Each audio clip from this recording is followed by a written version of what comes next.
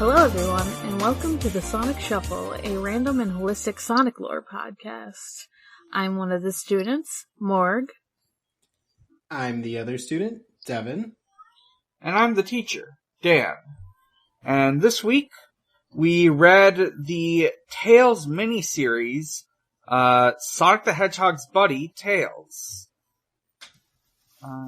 It's all about Tails, but actually it's all about the people he meets, because I feel like it was Tails was kind of the damsel in distress a lot of the Actually, I think you'll find this is about Captain Super Foxman and Cyborg. Of course. My bad, I think I read some extra ones for today. Yeah, this is all about how Tails rules. He's good, actually. Yeah, he's super he promises. He's super buff and he's a mutant cyborg. Speaking of which, actually, yeah, I don't think there's any news this week, so I think we can just get right into it. This issue opens with, issue 1 opens with a page of Tails riding on a manta ray, and then we get Tails' backstory. Tails is extremely, normal and good backstory. Yeah. His regular backstory. Completely true regular backstory. Mm-hmm. You see, little do people know, he has an amazing secret. When danger arose, he could reveal his secret identity as Captain Super Foxman, the mutant cyborg clone. Avenger of evil, righter of wrongs. Just as smart as anyone else. I like that it says Foxman, like X-Man is like... Yeah. Emphasized. Yeah, it's just the X-Man logo. I love how in one of the first few panels he's doing the "with this arm" pose. Mm-hmm. Yes, there's this great shot. I think it's supposed to be like him transforming. Yeah, and him getting it looks bigger. Incredible. Mm-hmm. He like removes his glasses like he's fucking Clark Kent or something. Yeah, the glasses he always wears. Yeah, the glasses Famously. We all know that Tails wears. Gizmo. Gizmo. Gizmo wants to podcast. He's making noises right in front of my microphone, so... Gizmo wants to podcast. Yeah, he sure does. We then see that this is Tails writing and drawing his own comic book. Where we learned he can draw. We learned Tails can draw. Yeah. Tails is a little artist. He's doing quite well for someone his age. He's what, like 8? Probably.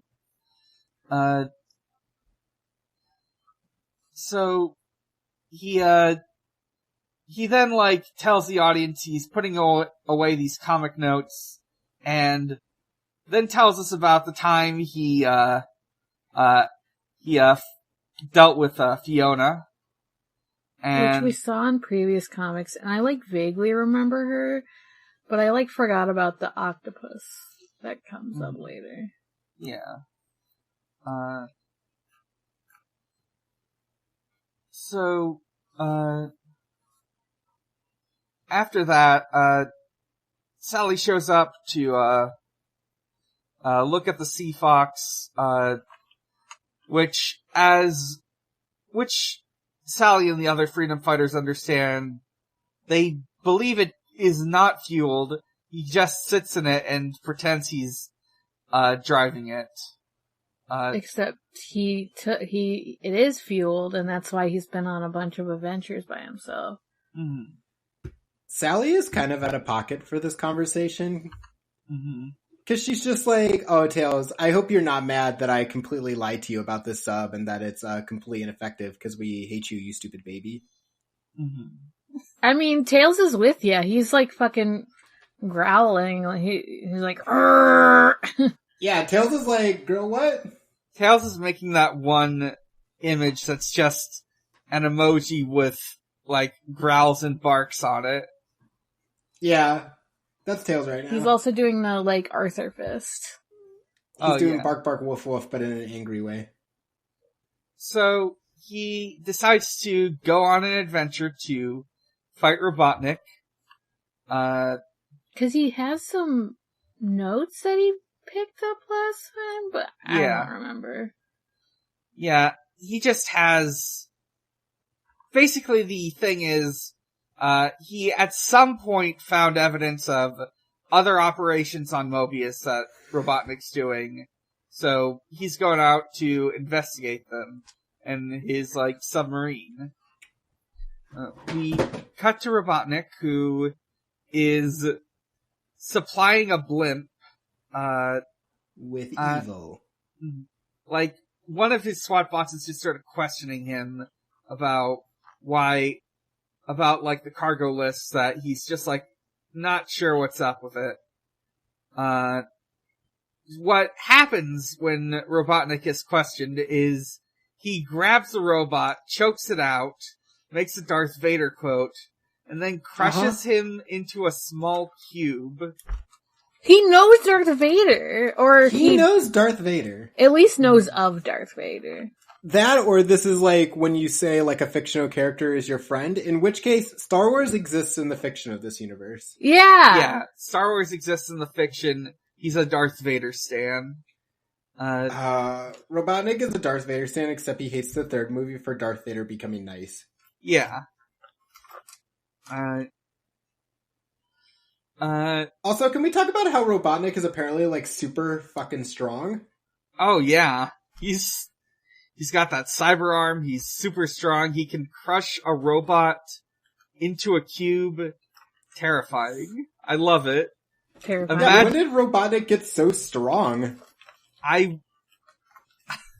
Now I kinda wanna see him get into a fist fight or something.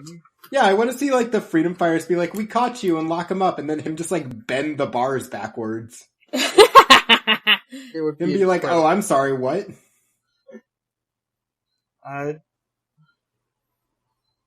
So, he's going to Down Under.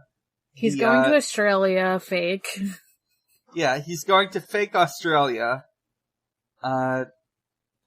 Which would, I guess, would mean, especially since this is an Archie comic, that, like, Mobius is fake America, maybe. Yeah, I think so, yeah. We'll get into it way later on, but essentially Mobius has rough approximations of all the continents. Alright. But this is also the continent of Mobius, right? Like, cause it's, like... Oh, I'd love to live on the continent of Earth. It is not. Never mind, because he just has like a stick in the thing called Mobius. I just got confused. I don't know. I know later on they give them different names for the continents. I don't know. I think Down Under is later called Australia. Alright. I think North America and South America are like Normare and Somare. That's not even creative. Come on. Europe, I think, is Urish? I cannot remember. I might have that wrong. They got embarrassed. Or something like that. I don't remember what they call Asia, but I'm pretty sure it's just another thing where they or something. Like, I don't... Like, why... They should have leaned into the whole, like, Down Under thing and just been like, alright, this is Down Under, this is, okay, but you know they could call America, like, yeah, or something, I don't know. Fuck. Okay, but you know they started with Down Under and tried to take that to the rest of, like, the continents, and then we're like, some of these might feel a bit racist. Yeah. Like, if you get to America and you're like, yeehaw, and then you, like, get to South America and you're like, let's jump to Asia. It turns out there's only 3 continents you can do that with. Yeah, it turns out. Damn. Crazy how that happens. So, he's got the Zeppelin full of supplies. It has an invisibility cloak. The only way you can see it is from directly underneath. Yeah, except it still casts a shadow. Which makes me ask a whole lot of questions. Yeah. There's also no risk of it being caught because it's going over the ocean. Who's gonna see it? Yeah, who would be in a stupid submarine over the ocean? In fact, as it turns out, it's Tails, who has a submarine and can see that it's casting a shadow. Rats. He goes to investigate this weird shadow, and finds the blimp. And then immediately gets got. He immediately gets got. He, tries to fly up and, beat him up, but he immediately gets got. He, looks in the window. He's, starts knocking on the window. It's hey, pull over. He, almost fucking crashes into the water, but he recovers just in time, and he, does a fun little whirlpool, or water spout thing with his tails. Yeah, that was sick as hell. Yeah. He spins his tails into the water so fast that it creates, some whirlpools that the robots get caught in. He flies back to the Sea Fox, and is then gotten again by Octobot. He's back to my sub and its nice 8-hinge tentacle door. Wait a minute. Yeah, I was what? Okay. Make it a little less obvious, you know? Yeah. Octobot, has Tails caught. He, drills holes into the Sea Fox so it sinks into the water. And then Tails is dragged under and passes out. And he's dead. Yeah, Tails goes down under in the way he didn't want to. Anyways, that's Tails' story, everybody. Yeah. Now it's a Robotnik comic. Ooh. He, gets into contact with the guy. He's getting into contact with his robot henchman who's in charge of, the Down Under stuff. And his name is Crocbot. He's a big robot crocodile. We love Crocbot here. Yeah. He's Australian. He's Australian. He got spikes. He has funny dogs. Yeah, they're what are they? Oh, they're winged dingoes. They're dingo robots. And his plan is to, since they're so far away, he's just gonna take over the robots when they get here. He shows this graph where all he needs to do is put some Outback hats on them and he's good. He needs them to give them new drip and they'll be his. Yeah. I love that they're hats. I love that they're hats. I love that they look like Knuckles' hat from the OVA. Tails wakes up. There is a concerning shot of his eyes opening where they drew the veins on the eyes. I don't like to see I it. hate that. Yeah, it I sucks. hate that a lot. It looks like 2 walnuts. It looks bad. Why does it look like that? The rest of it's very cartoony. It's very strange. Yeah, it's immediately cartoony right after that. It's making me think of some fucked up Clutch Cargo Tales. Someone got the gritty, hyper-realistic eye artist in that day. Tails wakes up to find that a manta ray has saved him, and put him on a little island. A manta ray named Ray. He's a manta ray, but at first Tails is like a stingray, oh no. I like that he has all these, so we find out Ray has all these fun water friends, the 40 Fathom Freedom Fighters. Try saying that 3 times fast. And they save Tails, and they all have like fun little names. Yeah, like there's Bivalve, there's Bottlenose the dolphin. I think the jellyfish is named PB Jellyfish. Yeah, like PB&J. I think that's it until we meet the big boy. Yeah. So we get, and they do work for Plankton Intelligence Agency, the PIA. The PIA.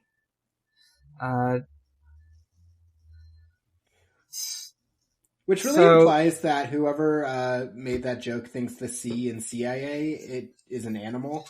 Stands for human. It stands for the Charleston Intelligence Agency. It's specifically based out of Charleston, Virginia. Yeah. I was like, wait, isn't there a few Charlestons? So we get like 2 pages of a bunch of sea animals fighting. Yeah, they're just fucking this octopus up. Unfortunately, the sea fox is totaled. So Tails is stranded out here on this island. He's fucked. He's just screwed. Well, he'll be here forever. If only he could fly. Yeah. This is gonna be good. Wait for it. Yeah, if only he could fly. If only he had some way of traversing the water without touching it. Yeah. But fortunately, that island he was on is actually a giant whale named Fluke. It's actually a guy. Yeah. We had hints of Fluke in the past couple pages. Yeah, because they kept talking about the big guy, and there was like this big shadow that was over Octobot that crushed him. Fluke is their biggest friend. The biggest friend in the world. Literally. The biggest of guys. So, now that Tails is safely aboard Fluke,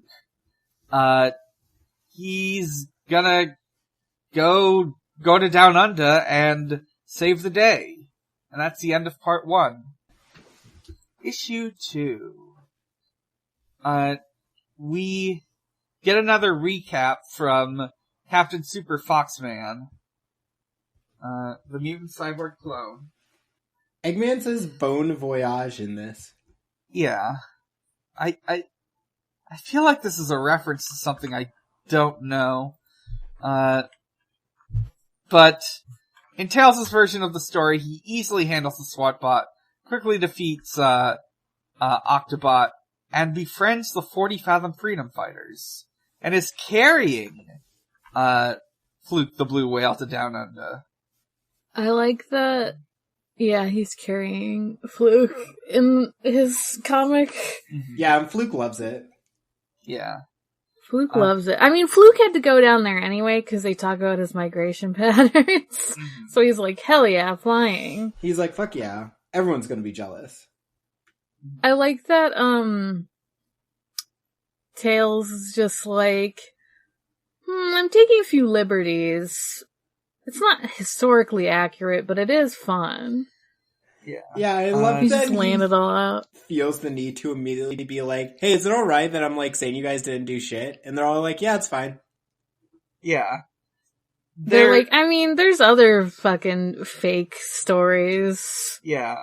Like Pocahontas and stuff. Yeah, he literally says Pocahontas wasn't real either.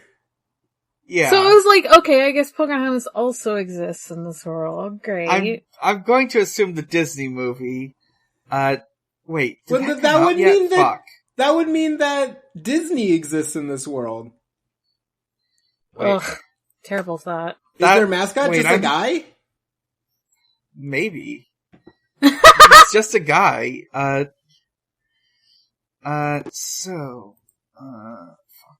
mean, Pocahontas is a, like, Yeah, I think it's kind of like a tall tale, even before the Disney movie.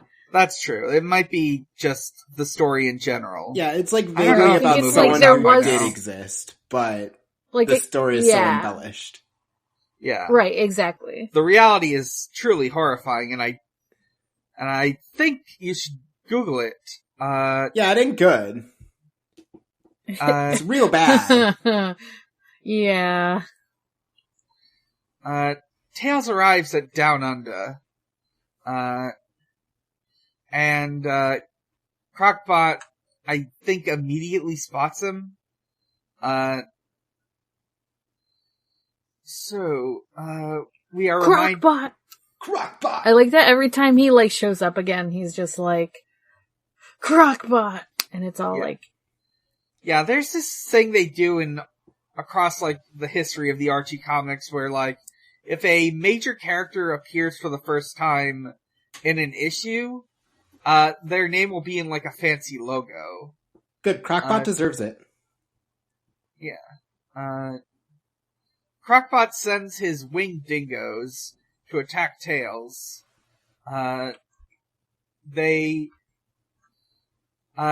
Tails is holding his own for a while, but is soon ambushed. He got his tail bit, and he, like, starts to crash because he can't fly. Yeah, fucked up. They broke his tail. Yeah.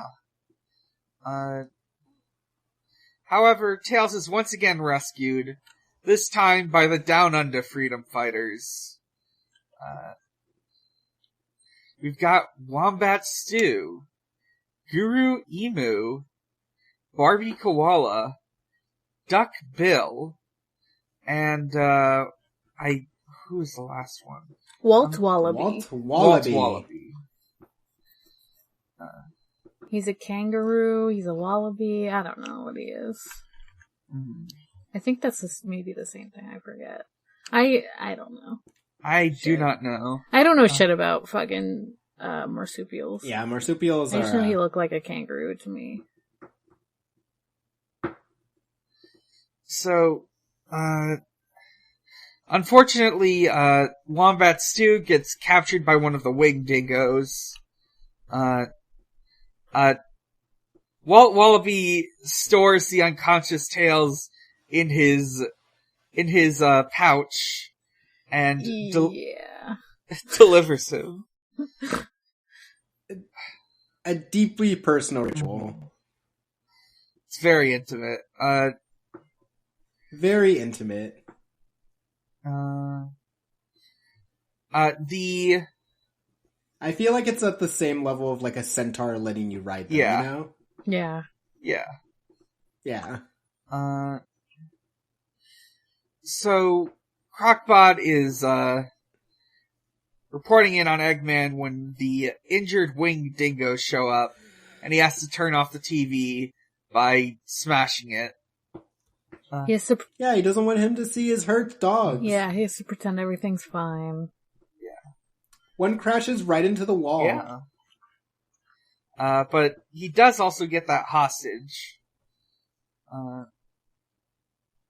Wombat Stew is bright yellow. Wombat Stew is bright fucking yellow.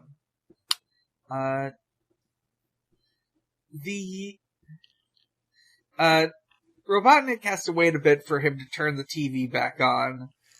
We see he drinks oil and owns a Sega Genesis. Yeah. Robotnik in this so far has had super strength, is close personal friends with Darth Vader, and is a gamer and drinks oil. Mm-hmm.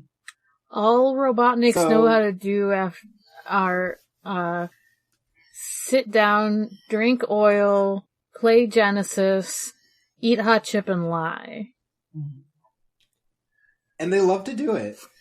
All Eggman before 1999. This is the coolest Eggman we've gotten so far, right? This is a fun Eggman. I'm trying to think of the other ones. There's been some... This one knows Darth Vader. Yeah, true.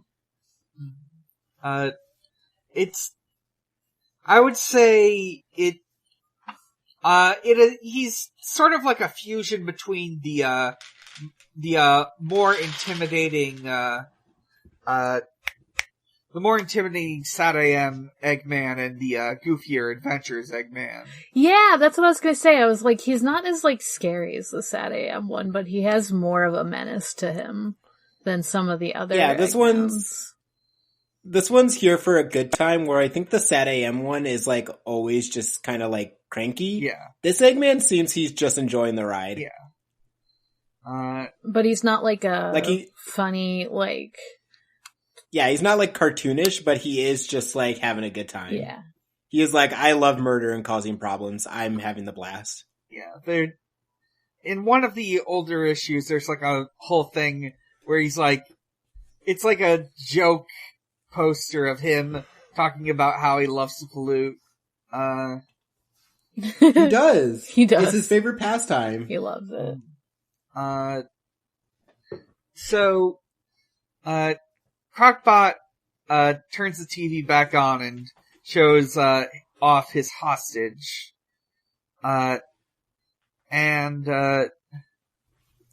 He turns off the invisibility cloak on his Zeppelin and sends it to the hangar. We also see that, the other, Down Under freedom fighters have found his fortress, which looks like the Sydney Opera House because it's Australia. Yeah. Yeah. I love that. Where could he be? I love that he's, like, spying on them. And then the face he makes when, like, the lights turn off. Oh, yeah. Them. It's a real shitty grin. It's great. Yeah, he loves doing this. He loves it. They see the blimp now. Far out. Yeah. By the way, I didn't mention it before, but so far one of them has a personality. Guru Emu is a hippie. He's got like a peace sign, he's got glasses and a headband. Barbie has a personality, she's the girl. Yeah, Barbie is the girl. Yeah. She a girl. That's it. But yeah, Guru Emu is trying to be like, can we solve everything with peace instead? And they're like, no. They're like, no, we love violence. Yeah. He made a Led Zeppelin joke, because he's talking about the Zeppelin. Here's the thing that I don't really know, because I'm an idiot.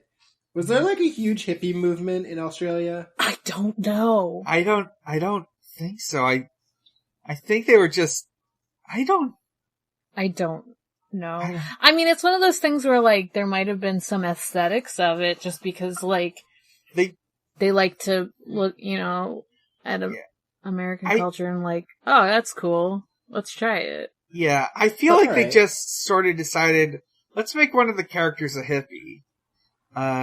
They wanted, like, a rhyming name, I guess, and they were like, what rhymes with emu? And they're like, guru, kind of, I guess. Not really, but kind of. Transitive property, they're like, what's a guru? And they're like, a hippie. Yeah, and I'm like, that's not like what a religious leader. Yeah, I was like, that's not what I think of, but sure.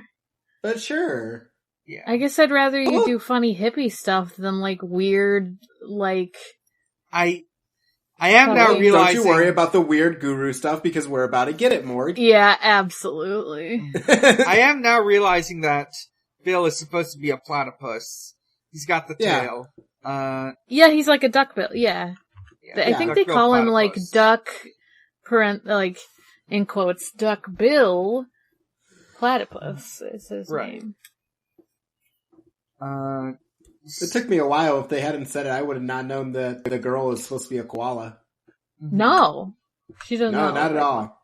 Yeah. I mean, she looks kind of just like a Sonic furry. Like, she just, you know... I was like, vaguely, oh, that's a weird looking skunk.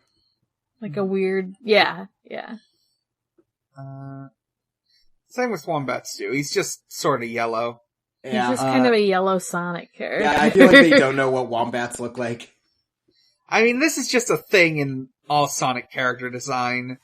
They They clearly don't know what a fucking hedgehog looks like. Yeah. I mean, the fact that the, like, wallaby, like, looks, you know, and the emu, like, they look like their animals even slightly is, like, a big deal. Yeah. Mm-hmm. They spend time on them. Yeah. The Down Under freedom fighters, hear Wombat Stew screaming for help, and rush off into the Sydney Opera House, aka the Fortress. Then, we find out where Tails is. Tails is in the crater. The crater. It is a big crater in the desert. He comes to with slings and bandages. I would like to make a correction. Uh-huh. He does look like a wallaby, which is a different animal than a kangaroo, but they are related. Okay. All right. They're also both related to quokkas, which are very cute, and I've seen them before. Ooh. I think I've seen those. Marsupials are neat. Tails... Anyway, keep going. Tails finds a cave within the crater and sees the ancient walkers. And then he sees Altair, and Echidna. First of all, he's casually racist. Yeah. He's just like, damn, dreadlocks? You Knuckles? Damn, you Knuckles? Damn, you have spikes on your body, you Sonic? Like, come on, Tails. Tails. Tails, come on. But, yeah, I feel like all this, like, walker stuff is, like... I feel like we've seen them before. Yeah, we have. We saw them in a previous story focused on Knuckles. They're like the people who created the universe or something. They're the ancient ancestors. They're dinosaurs, who wear tribal masks. I feel like we didn't like it then either. Oh, no. Yeah. I like the idea of ancient ancestors being dinosaurs, but that's Yeah, that's fun. Yeah, no, that part's cool, but then it's like, wow, it's very, yeah, fetishized. These are the tribal native stuff, cool. Yeah. Altair is an aboriginal elder. Alright, dude. Yeah. Yeah, alright. Alright, man. Although I do, okay, like, all that stuff sucks. But I do want to see more echidnas with, like, their hair with, like, funny, like, fun little beads on the end of them. I do like that aesthetic. Oh, yeah, I would love if they would put more accessories or beads in their hair. Yeah. That'd be great. As someone who had dreadlocks at a point, there's nothing better than just, like, customizing your dreadlocks. Yeah, they're fucking great. But... Yeah. And this reveal of Altair is the end of the issue.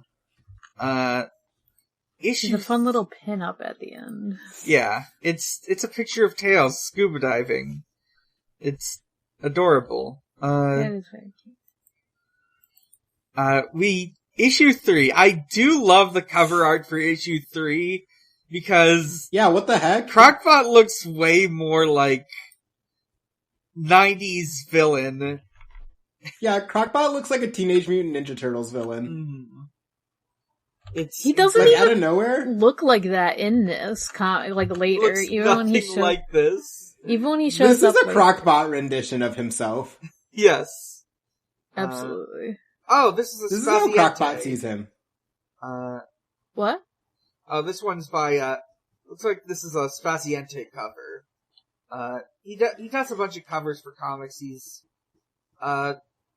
regarded pretty well. So, after seeing this incredible cover with this Altair who looks way more like Knuckles, but different. I will say, on the scale of Ken Penders' many, many, many incarnations of Knuckles, this one looks more unique. He's got more things going on with him aesthetic. I wasn't sure. I was thinking, I was like, is all this, like, Walker stuff, is that, like, a a thing that they all agreed on? Is that a Ken Penders original? Like, right. I could see, like, maybe, like, Bowlers or one of the others just suggesting it, and then Ken Penders running with it. And running with it, and running with it, and still makes fucking echidnas to this day, but they're aliens, but they're echidnas. They're fucked up Star Trek aliens. Yeah, they're now just like Star Wars background characters. Saw these guys at the cantina earlier. We get another recap, where Captain Super Foxman, the mutant cyborg clone, is like, it's a fun bit where it's like him going over the story beats, saying, "That's bad." Oof, that's good. Oh, that's bad. Ouch, that's bad. That's good? And it's like, he gets zapped by a blimp, that's bad. He meets the sea creatures, that's good. He fights some winged dingoes, that's bad. He gets rescued by the Down Under freedom fighters, that's good. I like that he actually lets himself get rescued instead of doing the rescuing for once. Yeah. He wakes up in a crater with a mysterious stranger, and that's bad. But no, it's good. The stranger says it's good. No, it's good actually. Yeah. It is also worth noting, in the last panel of the last issue, Altair calls Tails the Chosen One, which is important. It's going to be something that'll be relevant for years to come. Wait, this isn't just like a one-off thing? This isn't just a one-off thing. It has a payoff eventually. Oh. I don't know if I would call it a good payoff. I'm scared. Oh. That's good. I'm excited. That's bad. Oh, that's bad. No, it's good.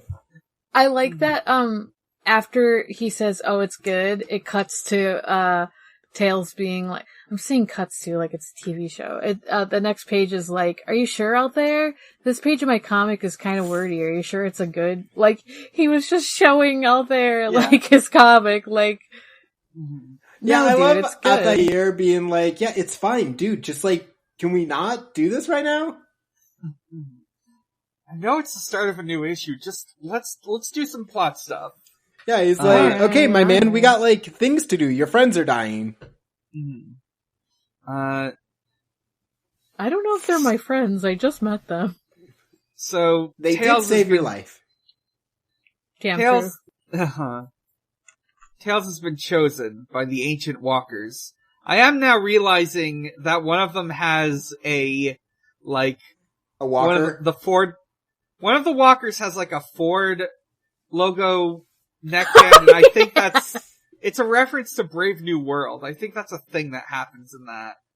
Oh. Yeah, because they have like some, like part of Brave New World is they have like a cult based on Henry Ford. Yeah, that book is wild.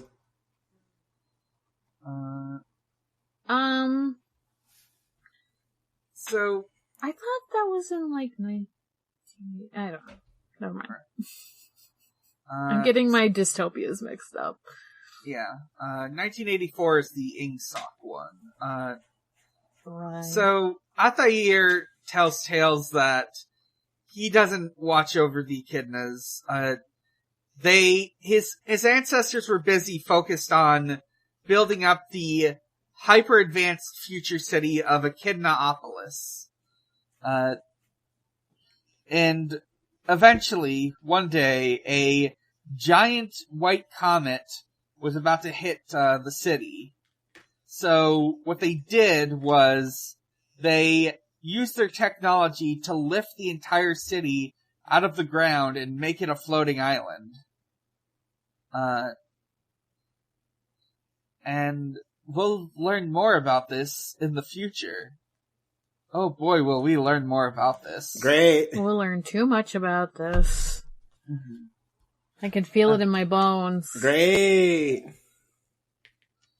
But yeah, the floating island used to be Echidnaopolis.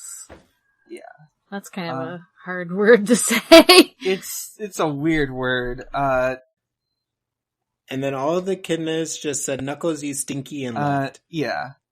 And he then mentions that there's like a line of guardians. He was one of them. And so was, his son, and Knuckles. And Knuckles. And Knuckles. Yeah. He's Knuckles' great-grandfather. Crazy. Hey, dude, go see your great-grandson sometime. He's lonely. He's stuck on he's stuck in the middle of nowhere. He's fine. Yeah. He ain't got no friends. Altair's like, he's fine. I had to do it, now he has to do it. It's fine. Yeah. It's fine. What made you leave, Altair?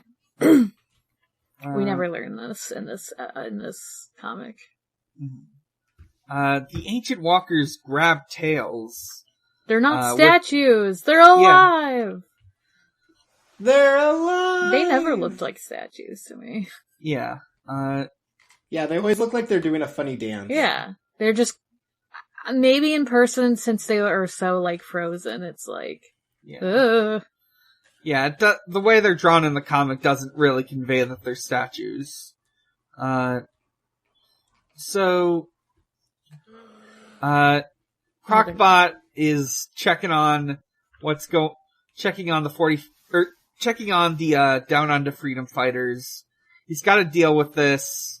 He takes a CD out of, like, the computer console he's on, and puts it inside a giant robot sheet called the CD-ROM RAM.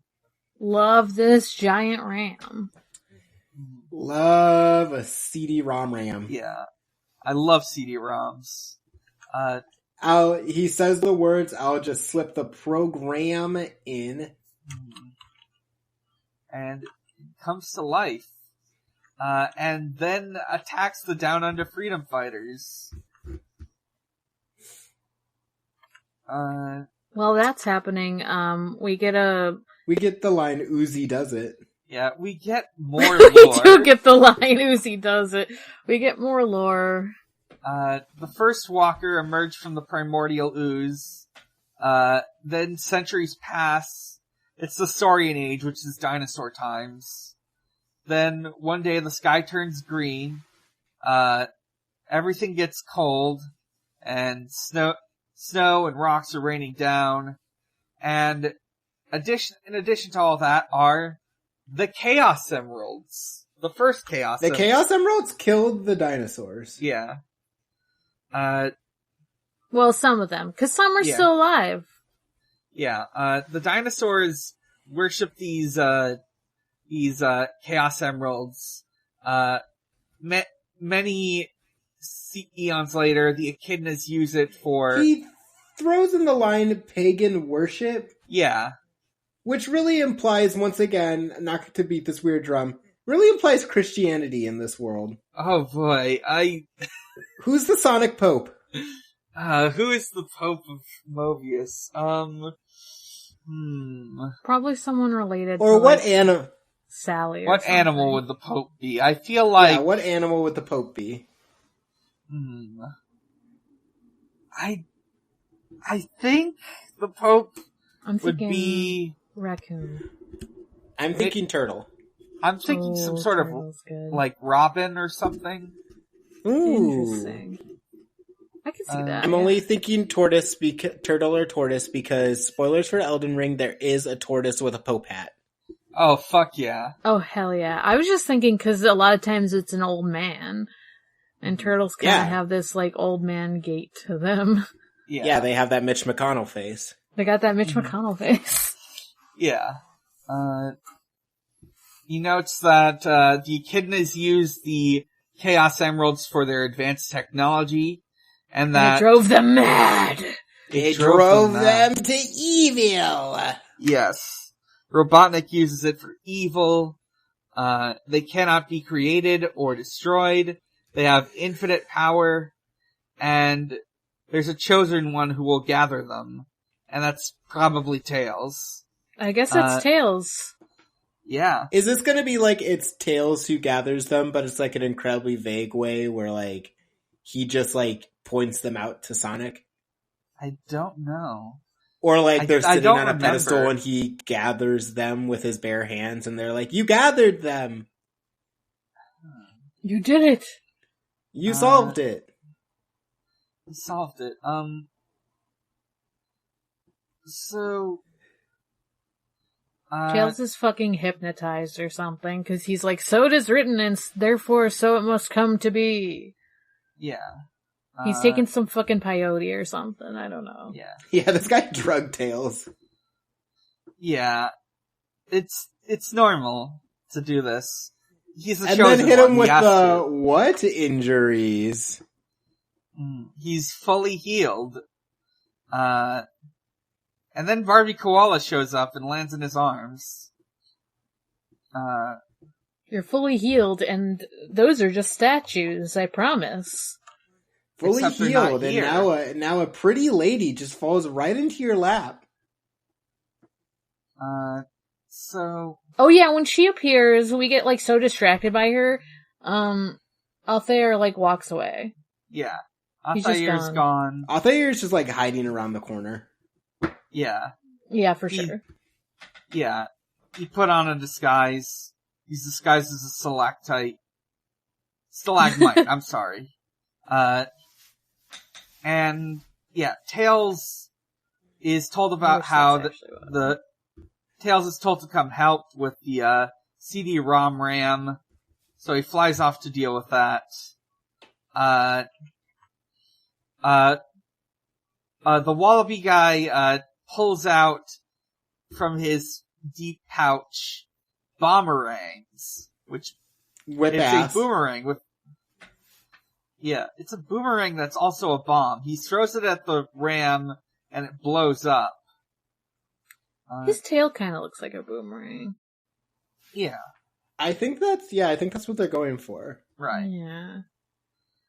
Do you think this guy will be in the next Suicide Squad movie? Oh, Captain Boomerang! Fuck. I mean, Or maybe I can put him in my Suicide Squad Sonic team. yeah, let's put him in the Sonic Suicide Squad. Yeah, he quit the Freedom Fires because they're like, "Hey man, you gotta stop blowing people up with those boomerangs," and he said, "I won't." Mm-hmm.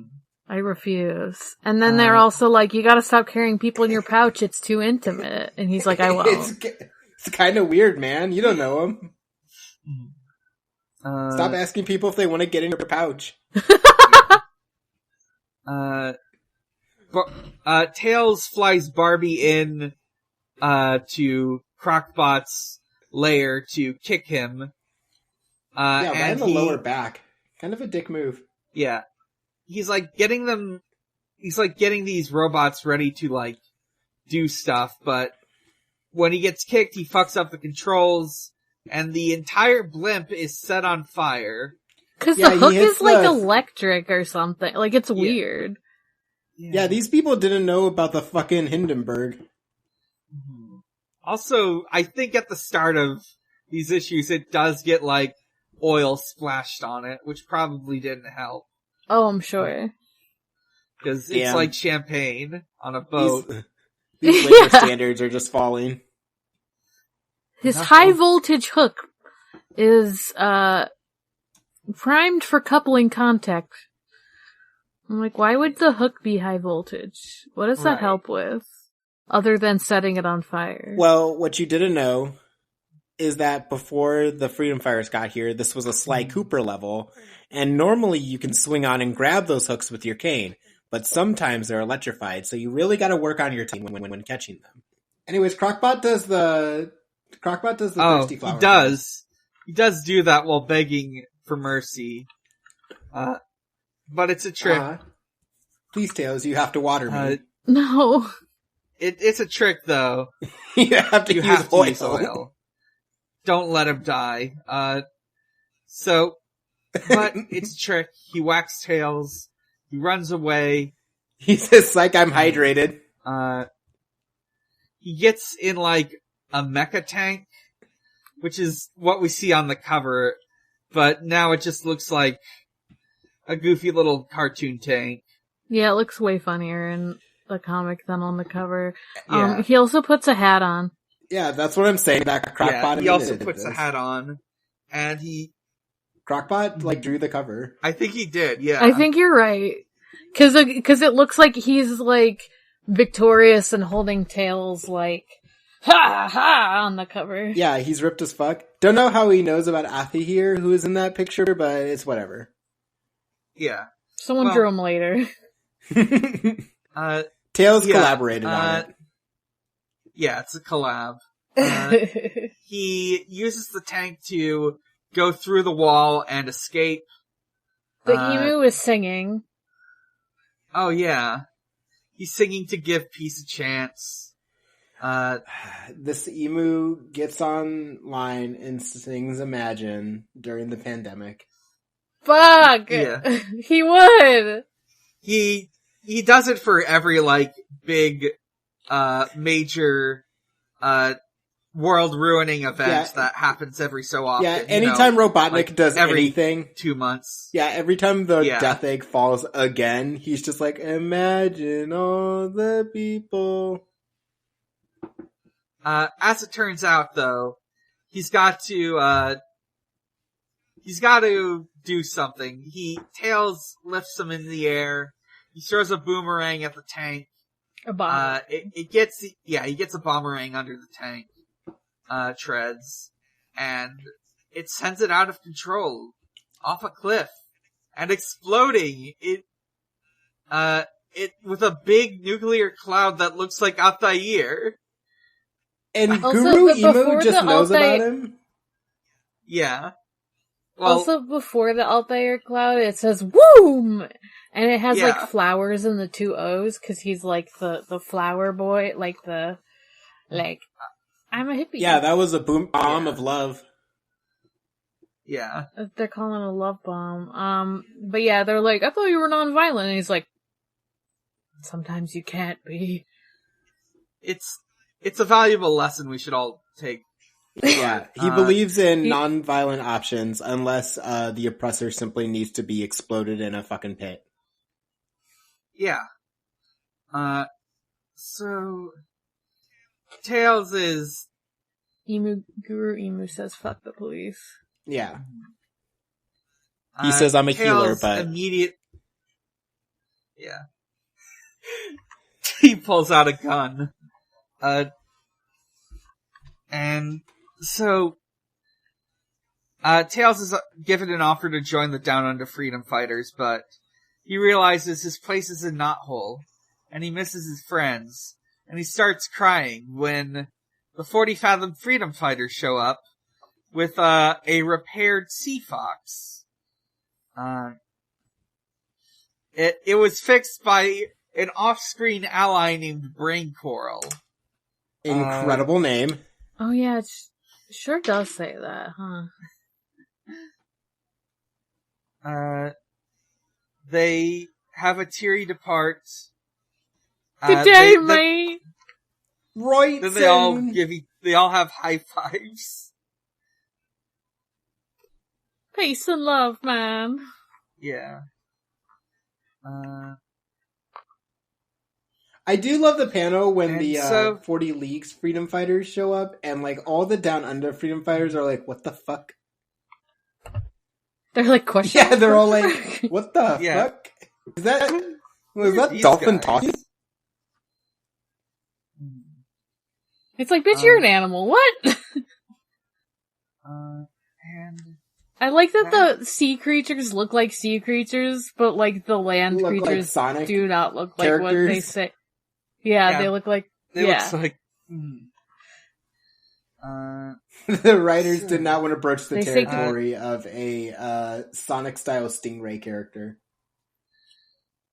Well, actually, now that I think about it, many years later, during the reboot era, they do make up what a Sonic Manta Ray character would look like, and it's not too bad. It's not fucked up or weird looking. She's kind of cute, actually. Yeah. Tails literally says, "United, we shall never be defeated." I didn't notice that before. Yeah. He's literally doing, like, a fucking, protest chant. Yeah. Yeah. The people united will never be defeated. Yeah, Tails is freedom fighters. Tails is Antifa. Tails is Antifa. Tails is Antifa. The freedom fighters are Antifa. Tails is writing his Antifa Super Soldier comic right now. Yeah. Damn, so true. So, he also said he's gonna tell Sonic, Princess Sally, and the others about him, but I'm like, that requires you telling them that you did all this shit.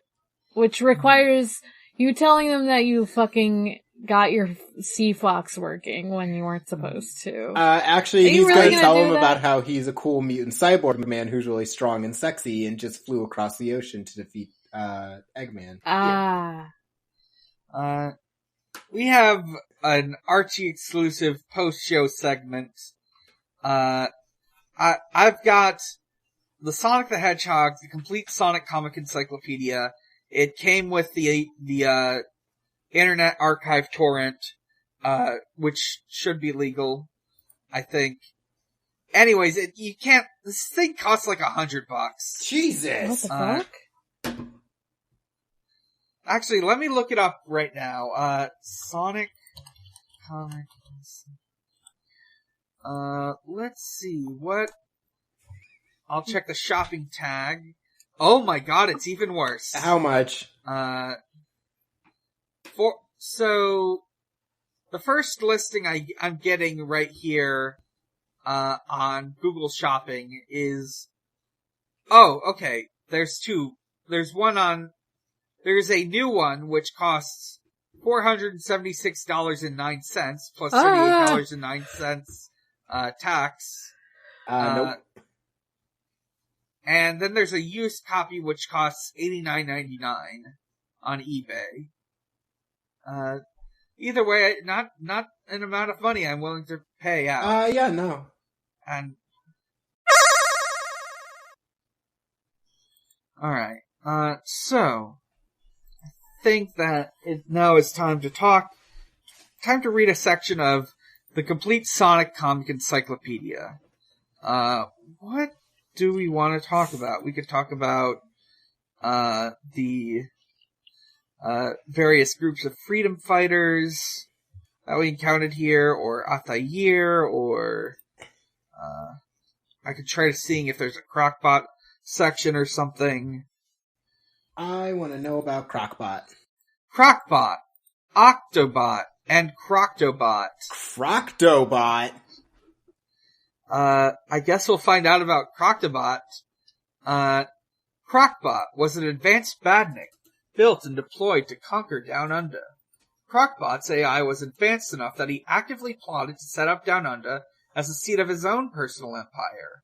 However, Crockbot met repeated defeat at the hands of the Down Under freedom fighters. After losing half of himself to an explosion, Crockbot was fused with a tank and again destroyed. His torso lingered on long enough to be temporarily brainwash Duck Bill Platypus and cite an uprising by the platypuses. What? His remains were confiscated by Sonic and Tails, and then later by Kodos and Uma Arachnis. But how they made their way to their final fate is unknown.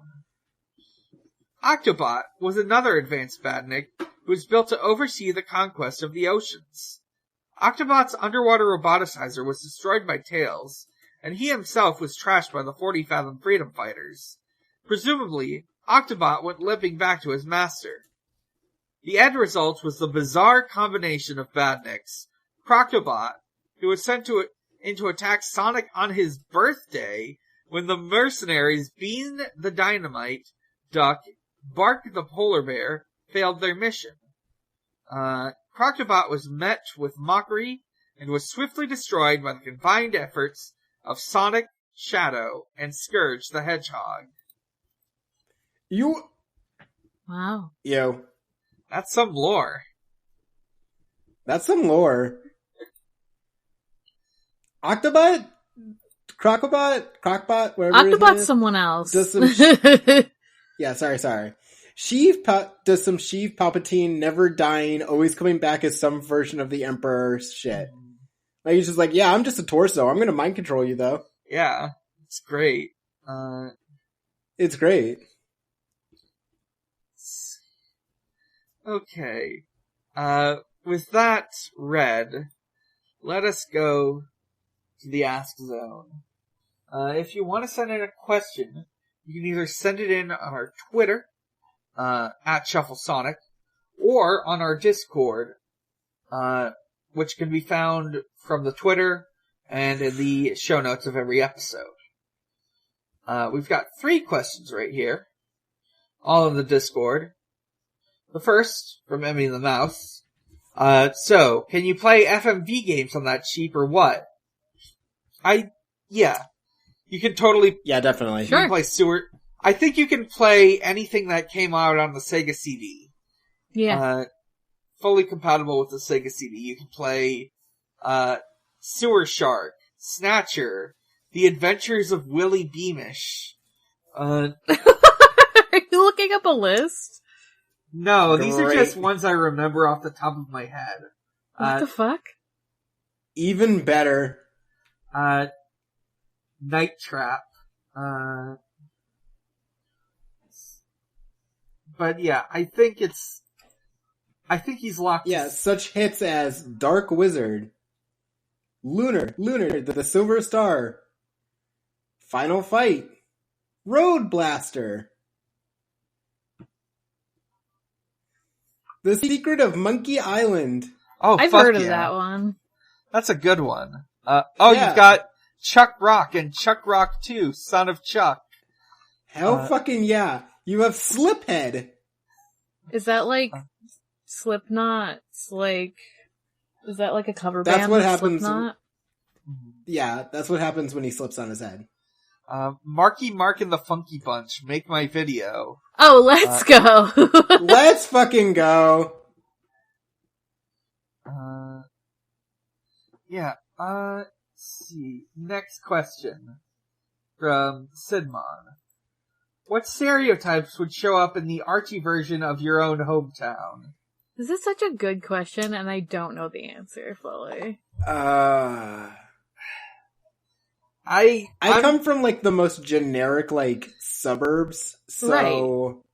Let's see. like I guess think of the closest city to you, or like, maybe, like, think of the region you're in. So like, if you're like, I live in the, like, if someone lives in the South, they have like South stereotypes. If someone lives in the fucking, like me, I'm trying to figure out the manifestation of the hell is real sign. I'm very sad to say, as a proud Rhode Island resident, the stereotypes that would show up are going to be parodies of Peter Griffin. No! Oh my god. No! No! Oh god. Yep. So it's weird cause like, usually the stereotypes I get just like living in like New York general is like New York City, but like I think the closer ones would be like probably ones that are more associated with like stereotypes of Ohio and Pennsylvania, cause like I'm kind of in like upstate New York's kind of more like weirdly it's like Rust Belty, if that makes sense. Yeah. So just a lot of like shitty podunk towns, good music scene, I guess. Yeah. Lots of drinking because it's cold and people want to stay warm. I don't know if they would show drinking in a fucking Archie cartoon. Or it would be a just- Saint Bernard for no reason. I With just a big remembered flask of my New England thing would be, have you seen those memes of, like, the New England guy where he's got the Boston hat, and he's getting a iced coffee and a strawberry frosted? Yeah. Yes. That's who's gonna show up. Absolutely. I think, there'd be a lot of deer, anthros. Like, deers, dogs, and cats.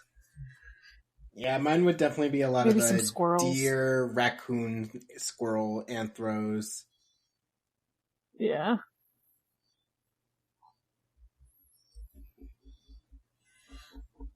I can't think of ones for, like, New York City, even though those are probably, like, the more... Bada like, bing, bada boom. distinct I mean, one would ones. be a pigeon. A pigeon, of course. Yeah, and You're right. Oh, I hadn't even Constant. thought about the animal. Yeah, he would constantly be saying, forget about it. Forget about it. Well, I feel like the most New England animal you could pick is a seagull. Yeah. So my character would be a seagull. Oh, yeah. My character would be just like a deer. Cause, like, I've considered having a deer, like, for Sona before. I don't, but maybe someday. Alright. That's it for me. Wait, isn't... oh, wait. No, wait. I forgot the last question from Casey. From Casey. What sort of weird underwater operations have the PIA done? I think they figured out they tried to blow up Eggman with a cup of oil. It wasn't too hard. They just had to, like, figure out a way to light it. Yeah, that's where the octopus, I think like, he's hard had, to kill. Just, like, electrocuted a little bit to create a spark. I like the idea that the PIA has to do, like, stuff to kind of, like, fuck with both the Freedom Fighters and Robotnik, because it's like, we gotta keep them fighting. They can't ever be in, like, peace talks. So we gotta, like, fuck with them both somehow. There's a psyop involving, like, I don't know, fucking, like, discourse about, like, a kid, I don't know, discourse about, like, chipmunks versus squirrels. Fuck. I don't know. Yes. God.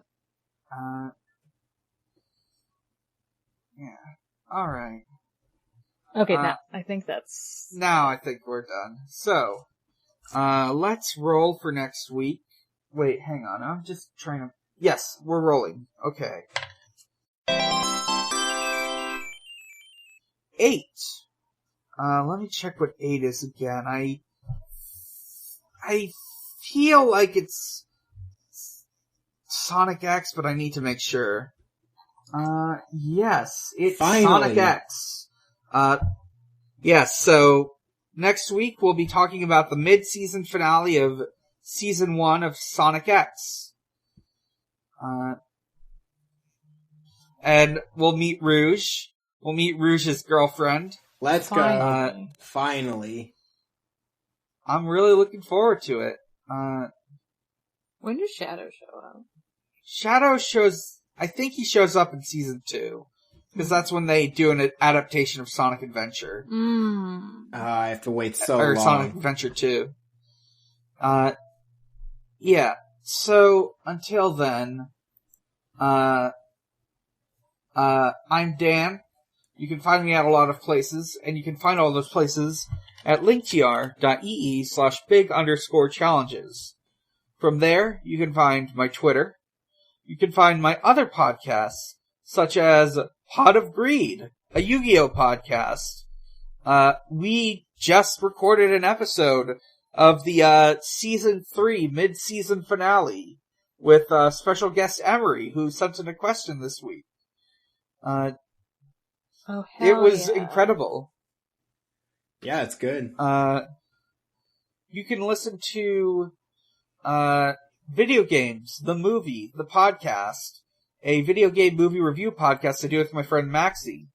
Earlier today, I uploaded our February episode, which was for the 2007 Hitman film. It's less than the sum of its parts. You can also, our March episode will be on Animal Crossing, the 2006 Animal Crossing film. There's an Animal Crossing film? Yeah, it's animated, it was made to promote Wild World for the DS. Hell yeah. I haven't rewatched it yet, but, I will say, I think it might be a little boring, but also that's kind of the product of what it is, as an Animal Crossing IP. Yeah, it's hard to make that into, like, a movie. Yeah, it's... Because you kind of aren't playing the game for... Yeah, it's sort of like these it's very slice of lifey. It sort of like goes over the course of, the protagonist's life over like a year. Yeah, I'm looking forward to it. And you can also listen to my finished podcast, Chill Bleed, about Ill Bleed, and my inactive podcast, Stranger's Fiction, which is an actual play. You can also visit at Xbox_holiday, where Usher celebrates holidays with Xbox. Let's see. Why don't I go for Happy St. Patrick's Day, Xbox? Happy St. Patty's Day, Xbox. I think actually, this might come out. Yeah, okay.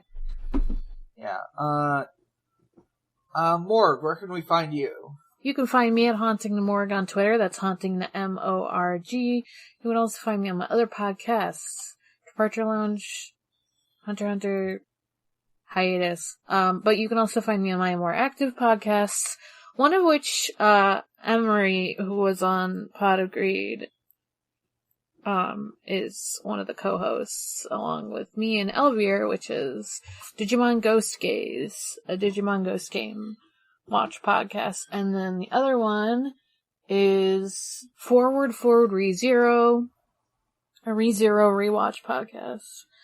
I think we're recording something this weekend. Alright. With a special guest. Oh, nice. Ooh. Our first guest.